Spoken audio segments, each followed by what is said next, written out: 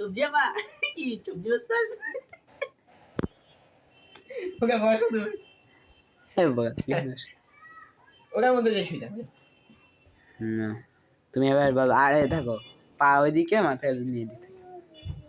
মাথা কেমনে কি মানে এদিকে আরে বডি ওইদিকে মাথা এদিকে এবার কাঞ্চনা দেখি আমি বলছি বডি ওইদিকে থাকবে ঠিক আছে